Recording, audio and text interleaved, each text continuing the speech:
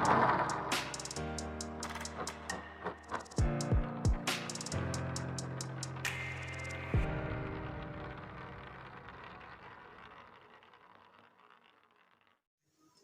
दोस्तों, welcome to maths मसाला। कैसे हैं आप सब? आशा करता हूँ आप सब अच्छे ही होंगे। तो आज हम लोग 1.6 जो कि आपका लेसन 1 क्लास 9th का लास्ट लेसन है, इसको आज ख़त्म करने वाले हैं। तो आइए स्टार्ट करते हैं वीडियो को।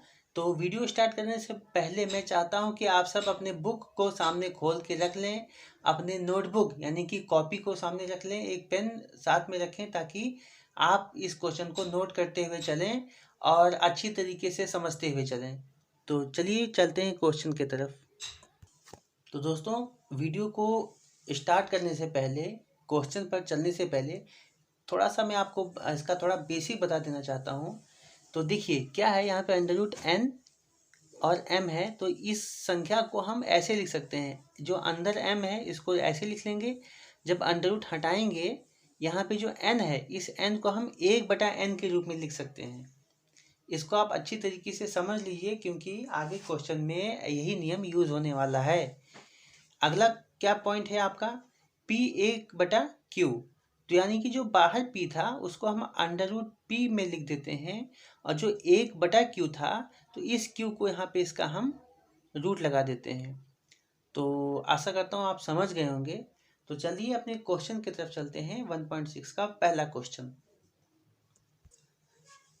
क्वेश्चन कहता है ज्ञात कीजिए। तो यहाँ पे 3 क्वेश्चन दिया गया है, तो आइए इसको कॉपी में सॉल्व करके देखते हैं। पहला है 64 1/2। तो इसको हम कैसे लिखेंगे? इसको हम ऐसे भी लिख सकते हैं, अंडर रूट 64 और 1/2 जो है, इस 2 को यहाँ पे हम इसका रूट बना सकते हैं। तो ये आपका बन गया पहला लाइन।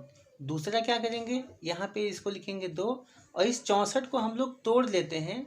तो 2 दूनी 4, 4 दूनी 8, 8 दूनी 16, 16 दूना 32 और 32 दूना 64 होता है। अब इस 2 का मतलब होता है कि हम 2 का जोड़ा बना लेंगे। तो एक इस 2 का जोड़ा बना, फिर 2 का जोड़ा बना, फिर 2 का जोड़ा बन गया। अब क्या होगा, इन सभी 2 के जोड़ों में से एक 2 को निकाल लेंगे और ये अंडर रूट खत्म हो जाएगा। तो इस जोड़े में से 1 2 को लिखा गया, इस जोड़े में से 1 2 को लिखा गया, और इस जोड़े में से गुणे 2 को लिखा गया। यानी कि 2 दूनी 4, 4 दूनी 8। ये 8 आपका हो जाएगा आंसर। दूसरा कहता है 32 1/5। तो यहाँ पे हम क्या इसको लिख सकते हैं, इसको हम लिखेंगे अंडर रूट 32 और यहाँ पे लिखेंगे इसका रूट 5। अब इसका क्या मतलब होगा, यहाँ पे भी हम 5 लिख के इस 32 को तोड़ेंगे। तो 2 दूनी 4, 4 दूनी 8, 8 दूनी 16 और 16 दूना 32। तो यहाँ जो 5 है, इसका मतलब हम 5 5 का जोड़ा बनाएंगे। पहले क्वेश्चन में क्या था, 2 रूट था तो हम 2 का जोड़ा बनाए थे। यहाँ पे लिखा है 5, तो हम 5 का जोड़ा बनाएंगे। तो 1 2 3 4 5 यानी कि सबका जोड़ा बनेगा। तो हमको क्या मिलेगा, इस सबका मिलेगा। तो केवल 1 2 को आप बाहर लिख लीजिए, यही आपका हो जाएगा आंसर। तो आपको समझ में आ रहा होगा। अगर समझ में आ रहा है तो हमें कमेंट करके बताइए, और नहीं समझ में आ रहा है तो भी कमेंट करके बताइए। तीसरा क्वेश्चन कहता है 125 1/3। तो देखिए इसको हम कैसे लिख सकते हैं। इसको लिखेंगे अंडर रूट 125, और यहाँ पे जो बटा 3 है तो यहाँ पे इसका घात बन जाएगा 3। अब इसको कैसे लिख सकते हैं, 125 को जब हम तोड़ेंगे तो हमको मिलेगा 5 पचे 25 और 25 पचे 125। ध्यान दीजिएगा यहाँ पे 3 लिखा है तो आपको यहाँ पे 3 लिखना होगा, नहीं तो ये वर्ग बन जाएगा। अभी ये घन में है। तो अब ये देखिए 3 का जोड़ा बनाने को कहता है, तो 3 का जोड़ा बनाएंगे। तो यहाँ से 1 5 बाहर निकल आएगा और यही हमारा हो जाएगा आंसर। दूसरा क्वेश्चन भी कहता है ज्ञात कीजिए। अब इसका हमको मान ज्ञात करना है। 4 क्वेश्चन है, तो चलिए सॉल्व करके देखते हैं। अभी तक आपने देखा था कि अंडर रूट में रहता था, और यहाँ पे 3/2 लिखा है, ऊपर 3 लिखा है। तो आप इसको कैसे हल करेंगे? तो बहुत कठिन नहीं होता, बहुत आसान होता है। आपको लगता है कि ये कठिन है, केवल वीडियो को ध्यान से देखिए लास्ट तक, आपको सब क्वेश्चन अच्छी तरीके से समझ में आएगा। देखिए यहाँ पे जो 9 लिखा है, आप इसको पहले तोड़ लीजिए। तो 9 को जब आप तोड़ेंगे तो कैसे तोड़ेंगे? तो 3 गुणे 3, 3 तरीका 9 होता है। और बाहर में क्या है? 3/2। तो यहाँ पे आप लिख लीजिए 3/2। अब देखिए ये जो 3 गुणे 3 है, इसको आप 3 का घात 2 लिख सकते हैं, क्योंकि ये 2 बार है तो आप इसको 2 बार लिख सकते हैं। देखिए जब इसका घात यहाँ पे बन गया, आप यहाँ पे लिखिए 3/2। अब क्या होगा? अब बराबर इसका वर्ग, इसका जो ये है और ये, इन दोनों में गुणा हो जाएगा। तो 3 का घात 2 और 2 गुणे 3/2। तो यहाँ पे ये दो कट जाएगा। बचेगा क्या आपके पास? आपके पास बचेगा 3 का घात 3, यानी कि 3 गुणे 3 गुणे 3। आपको उत्तर में मिलेगा 3 तरीका 9, 9 तियां 27। ये आपका हो जाएगा आंसर। ऐसे हमने 32 का किया था, तो आप भी 32 का जो है तोड़ लीजिए। 32 को तोड़ेंगे तो आपको क्या मिलेगा? आपको मिलेगा 2 गुणे 2 गुणे 2 गुणे 2 गुणे 2। अभी हमने पहले किया भी था, 5 बार आएगा। और यहाँ पे आपका हो जाएगा 2/5। क्या कर सकते हैं? 2 का घात 5 लिख सकते हैं ना। तो यहाँ पे 2 का घात पता 5 लिख दिए, और यहाँ पे हम लोग डायरेक्ट गुणा 2/5 लिख देंगे। तो 2/5, यहाँ पे 5 5 कट गया। आपको मिलेगा क्या? आपको मिलेगा 2 और इसका घात 2। तो 2 का घात 2 मतलब 2 गुणे 2, यानी कि 2 दूनी 4। ये आपका हो जाएगा आंसर। तीसरा क्वेश्चन है 16 का घात 3/4। तो यहाँ पे भी आपका 16 टूटेगा, तो ये हो जाएगा 2 दूनी 4 दूनी 8 दूनी 16, और यहाँ पे आपका हो जाएगा 3/4। आप क्या कर सकते हैं? 2 का घात 4 लिख सकते हैं ना, 1 2 3 4। तो 2 का घात 4 लिखेंगे, फिर गुणे यहाँ पे 3/4 है, आप लिख लीजिए 3/4। ये 4 कट जाएगा, आपको मिलेगा 2 का घात 3, यानी कि 2 गुणे 2 गुणे 2। तो 2 दूनी 4 और 4 दूनी 8। ये आपका हो जाएगा आंसर। चौथा क्वेश्चन -1/3 है, तो घबराने की बात नहीं है, ये भी आसान होता है। 125 का हमने पहले गुणनखंड किया था, तो हमको मिला था 5 पचे 25 और 25 पचे 125, और यहाँ पे हो जाएगा -1/3। तो 5 का घात 3 यहाँ पे आप लिख सकते हैं। तो आप लिखेंगे 5 का घात 3 गुणे -1/3। ये 3 कट गया, आपको मिलेगा 5 का घात -1। देखिए साथियों, 5 का घात -1 जो होता है, इसको आप इस माइनस को हटाने के लिए, ये जो 5 है ना, आप इसको हर में लिखेंगे। अभी अंश में है ना, इसको आप हर में लिखेंगे। तो अंश में क्या आएगा? अंश में आएगा 1/5। ध्यान से समझ लीजिए, माइनस को हटाएंगे तो क्या हो जाएगा? ये माइनस जब हटेगा तो ये जो हमारा जो अंक अंश में होता है वो हर में चला जाएगा, और जो अंक हर में होता है वो अंश में चला आएगा। अब आपको ये यहाँ पे पूछना चाहिए कमेंट बॉक्स में कि यहाँ पे सर बटा में कुछ नहीं है, तो आप यहाँ पे 1 कैसे लिख दिए?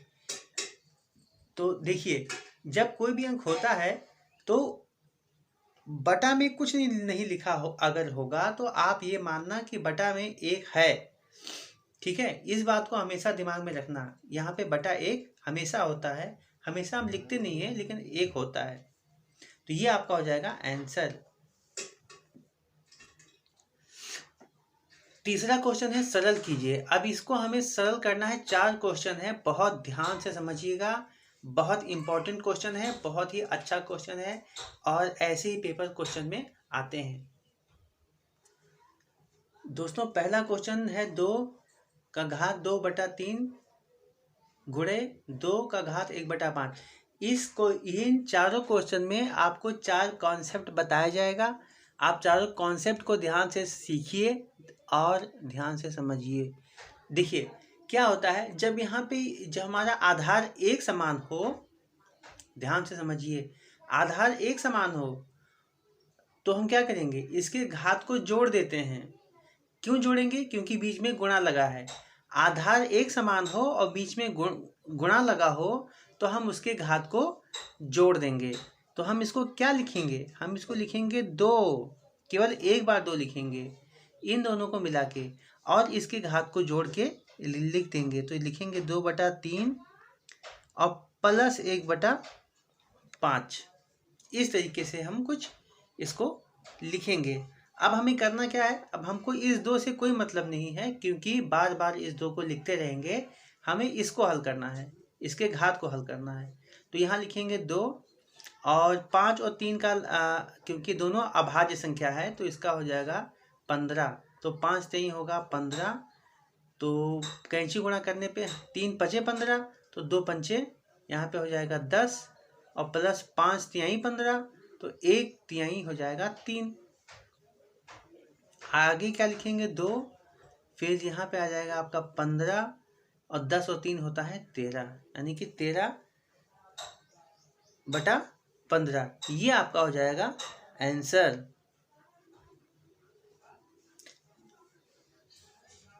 दूसरा क्वेश्चन है 1/3 का घात 3 की घात 7। अब देखिए यहाँ पे एक फार्मूला आपको यूज़ करना है। यहाँ पे मैं लिख देता हूँ। फार्मूला जो है ये है। फार्मूला मतलब कैसे होगा, तो देखिए जैसे मैंने आपको बताया था पिछले वाले एक क्वेश्चन में, यदि 1/m है तो आप उसको कैसे लिख सकते हैं, m का घात -1। ठीक है, तो आप यदि 1/m है तो आप उसको कैसे लिखेंगे, m का घात -1। तो यही आपको नियम यहाँ यूज करना है कि 1/3 का घात 3 है,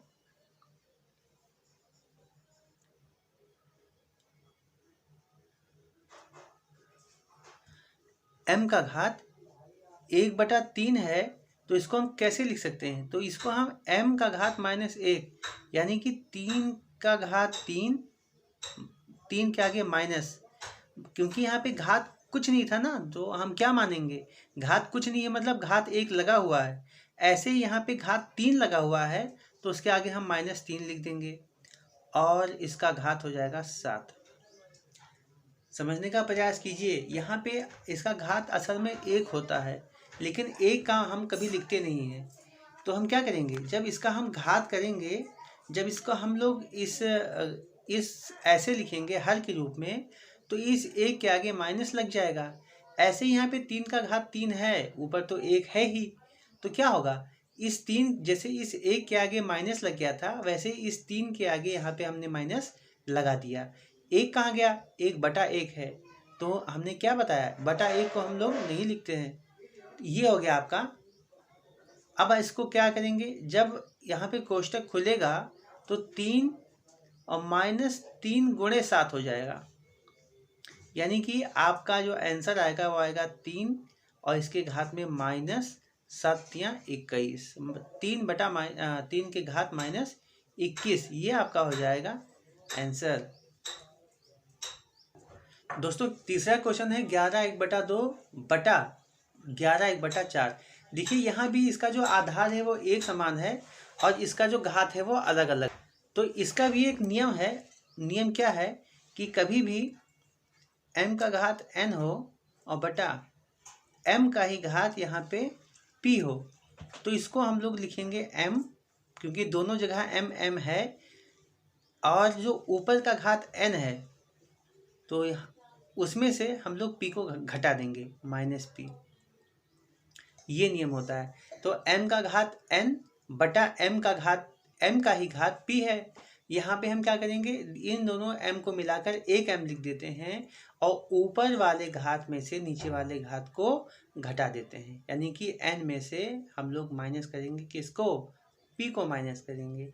यही फॉर्मूला यहाँ पे लगने वाला है। तो क्या करेंगे, यहाँ पे आपका क्वेश्चन लिखा हुआ है, अब इसको आगे लिखेंगे 11 और 1/2 -1/4, ये आपका हो जाएगा फॉर्मूला का इम्प्लीमेंशन। तो 11 और 2 और 4 का जब लासा निकलेगा तो हमको मिलेगा 4, 2 दूनी 4 होता है, तो 1 दूना 2 हो जाएगा और -4 एकम 4, तो 1 एकम 1 हो जाएगा। अब क्या इसका हो सकता है, इसका यहाँ पे 11 का 11 ही रहेगा और आपका बटा यहाँ पे 4 रहेगा। 2 में से 1 गया तो 1 हो जाएगा, 1/4। तो ये आपका हो जाएगा आंसर। क्वेश्चन है 7 1/2 गुणे 8 1/2। तो दोस्तों यहाँ पर भी एक आपको फॉर्मूला जो है ध्यान से देखना पड़ेगा। होता क्या है, यदि लिखा है m का घात n गुणे p का घात n, यानी कि इसका जो घात है वो बराबर है, तो यहाँ पे हम क्या करेंगे, तो यहाँ पे हम इसका जो आधार होता है उसको गुणा कर देते हैं, यानी कि m गुणे p का घात n हो जाएगा। मतलब तो यहाँ पे क्या करेंगे, m और p को हम गुणा करेंगे, यानी कि 7 और 8 का यहाँ पे गुणा होने वाला है। तो इस फॉर्मूला के अनुसार क्या होगा, क्योंकि यहाँ पे 1/2 इसका घात और 1/2 इसका भी घात बराबर है, तो इसका जो आधार होता है उसको हम लोग गुणा करेंगे। तो 7 गुणे 8 और इसका घात क्या लिखेंगे, 1/2, क्योंकि एक ही बार घात लिखा जाएगा। अब 7 8 56 हो जाएगा, 56 का घात 1/2, ये आपका हो जाएगा आंसर। दोस्तों कैसा लगा आपको हमारा वीडियो, हमें कमेंट करके बताएं। यदि वीडियो अच्छा लगा हो तो हमें लाइक करें और हमारे चैनल मैथ्स मसाला को सब्सक्राइब करें और अधिक से अधिक शेयर करें, क्योंकि बिना किसी शुल्क के मैं इजी लैंग्वेज में उन बच्चों को पढ़ाना चाहता हूं जो बच्चे पढ़ना चाहते हैं। तो आज के लिए बस इतना ही, धन्यवाद।